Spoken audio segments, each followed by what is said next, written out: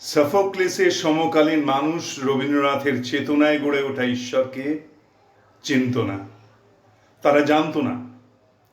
60-এর দশকের মানুষ রবীন্দ্রনাথের রাজাকে চিনতে চাইল না।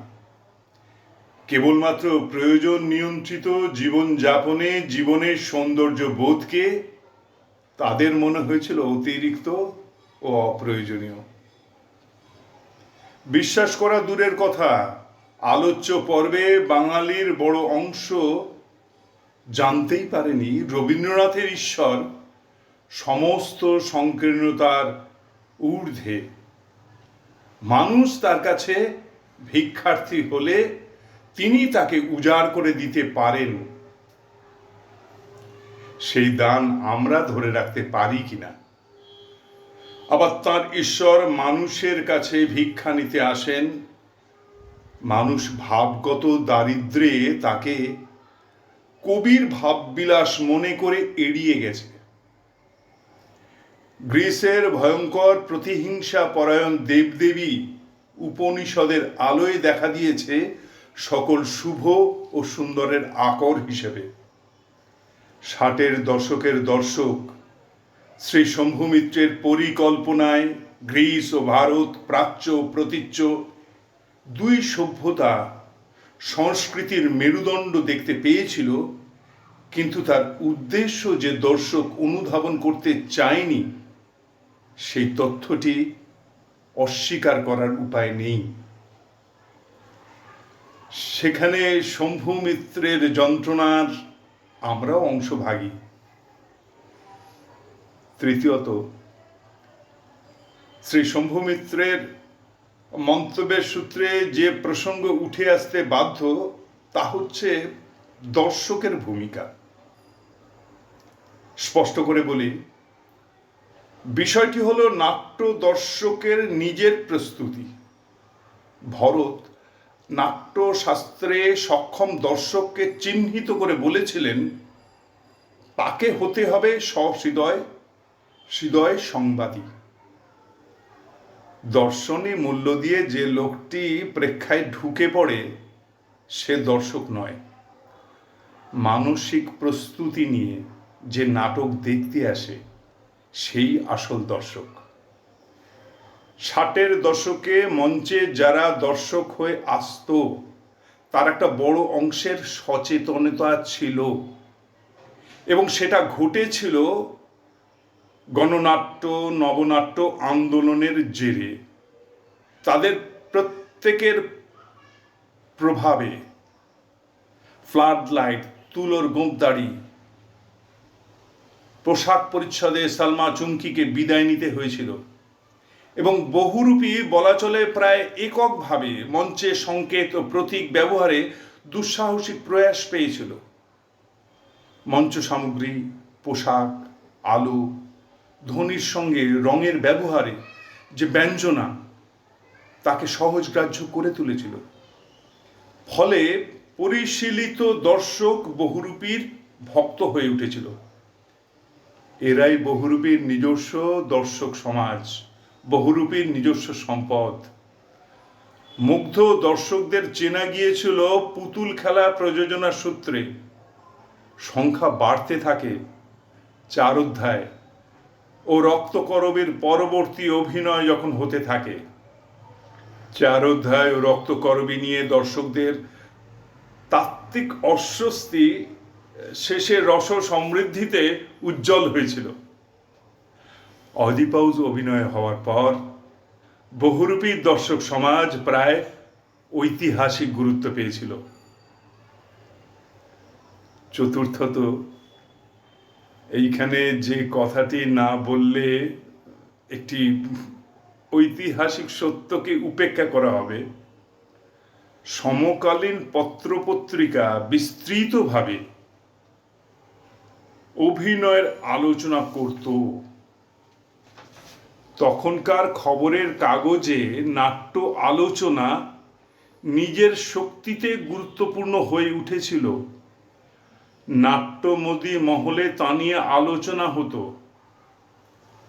জানিয়ে রাখি, এই আলোচনায় সাধারণ দর্শক, নবাগত লেখক, বিশ্ববিদ্যালয়ের ছাত্ররা শুধু নন, বিভিন্ন নাটকের দলের কনিষ্ঠ অভিনেত্রী ও কলাকুশলীরাও থাকতেন। স্টেটসম্যান পত্রিকার সমালোচক শ্রী ধরণীধর কি মন্তব্য করলেন তাই নিয়ে সকলেই অল্প বিস্তর তাপিত হতেন। এইভাবেই মঞ্চের বাইরে কলকাতার নিরবধি বয়ে চলা নাট্যপ্রবাহের স্রোত থেকে বহুরূপীর নিজস্ব দর্শক সমাজ ক্রমান্বয়ে পুষ্টি লাভ করেছিল।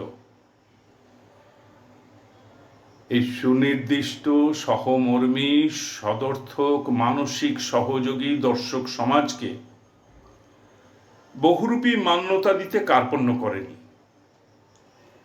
মাঝে কিছুদিন এই মানসিকতায় ছেদ পড়েছিল। কুমার রায় নতুন করে তাদের মতামত গ্রাহ্য বিবেচনা করেছিলেন।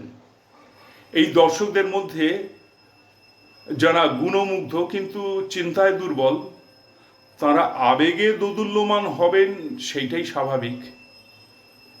অয়দিপাউসের বিশালত্ব ও বৈভব ও ওয়াইডনেস অ্যান্ড গ্যাঞ্জের তাদের চুম্বকের মতো টেনে ধরেছিল। রাজা নাটকে রবীন্দ্রনাথের ভাবরাজ্যের দ্বন্দ্ব ও সমাধানের স্বরূপ বুঝতে গিয়ে শান্ত সুরঙ্গমার তুলনায় অস্থির ও মুখর সুদর্শনায় বেশি আকর্ষণ বোধ করেছিলেন। তাঁদের প্রতিক্রিয়া শ্রী শম্ভু মিত্রের আত্মবিশ্লেষণকে প্রভাবিত করেছিল। দর্শক সমাজের এই যে সূক্ষ্ম তারতম্য, তাকে মেনে না নিলেও তার প্রভাবকে ঠেলে ফেলে দেওয়া যায় না। অয়দিপাউস দর্শকদের যতখানি ভালো লেগেছিল, রাজা তেমন নয়। অথচ বহুরূপীর ডাকঘর সকলের ভালো লেগেছিল। সেখানে অমলের অন্তরঙ্গীয় দ্বন্দ্ব বাধা পায়নি। কিন্তু বেশি পছন্দ হয়েছিল জানালার ফ্রেমে বাঁধানো অমলের নিষ্পাপ ক্লান্ত মুখখানি। আসলে নাট্য দ্বন্দ্ব যদি বহির্মুখী হয় তাকে চেনা যায় সহজে। দ্বন্দ্ব যেখানে অন্তর্মুখী, সেখানে রস নিষ্পত্তি ঘটে ভাবের ঘরে। বিশ্লেষণ থামিয়ে উত্তরটি খোঁজা দরকার। বহুরূপীর দর্শক সমাজ গড়ে উঠেছিল নিজের তাগিদে। সেই বৃত্ত সম্পূর্ণ হয় ডাকঘরে। মাঝে 4 অধ্যায় প্রযোজনা এবং মুগ্ধ দর্শক মণ্ডলী সম্পূর্ণ স্বতন্ত্র। বহমান জীবনের স্বরূপ সম্পর্কে তারা ঋদ্ধ। ভবিষ্যতে যারা এ বিষয়ে আলোচনা করবেন, তাদের সমকাল সেই চেহারায় তারা দেখতে পাবেন না। তাদের দেখতে হবে কোন নাটক কবে শুরু এবং কবে শেষ, আর মোট প্রদর্শনীর সংখ্যা কত। এই শতকের প্রথম দশকে কলকাতায় প্রতি সন্ধ্যায় 10-15টি প্রদর্শনী সম্ভব ছিল না। দ্বিতীয় দশকের শেষে প্রচুর অভিনয় ও প্রচুর দর্শকের উপস্থিতি দেখা গেছে। সেখানে অভিনেত্রীদের তাৎক্ষণিক সমবায় সমিতির বিপণন যেমন স্পষ্ট, নাট্যে জীবনের সৌকর্যের প্রতিফলন তেমন নয়। পঞ্চমত, প্রতিবেদক শ্রী কৃষ্ণকরকে অনুরোধ করি বহুরূপীর দর্শক সমাজকে নিয়ে আলোচনা করতে, যা ভবিষ্যতে ইতিহাসের উপাদান হতে পারে। শম্ভু মিত্র, কুমার রায়, তারাপদ মুখোপাধ্যায় দর্শক সমাজ তাদের মতোই অতীত হয়ে যাচ্ছেন। বহুরূপীর বর্তমান কর্মকর্তাদের দায় নিজস্ব দর্শক সমাজ গড়ে তোলার। অবশ্য তাঁরা মানবেন কিনা জানি না। পুনশ্চ, প্রথমত, ফুল্লকেতুর পালা প্রয়াত শহীদ রুদ্রপ্রসাদ চক্রবর্তীর আঙ্গিকগত পরীক্ষা নিরীক্ষা। লোকনাট্যকে আঙিনা থেকে মঞ্চে তুলতে হবে মঞ্চের মতো করে। কুমার রায়ের অসাধারণ প্রয়োগ চিন্তার সফল এই নাটক। কতবার দেখেছি মনে নেই, নানা রঙের কাপড় ঝুলিয়ে অরণ্যের ভেতরে কাটা ছাড়া আলোয় গায়ক গায়িকা, বাদ্যকরের অবস্থিতি, সেখান থেকে বনবাসী চরিত্রে যাওয়া আসা, লোকনাট্যের মেজাজটাই ধরে রেখেছে। সেই সঙ্গে যোগ দিয়েছে আলো, আবহ ও শব্দ তরঙ্গ। বহুরূপীর একটি অনাবিল সফল পরীক্ষা নিরীক্ষা। পুনশ্চ 2, কতবার দেখেছি মনে নেই এমন নাটক গালিলেও। কুমার রায়ের অভিনয় প্রাণবন্ত।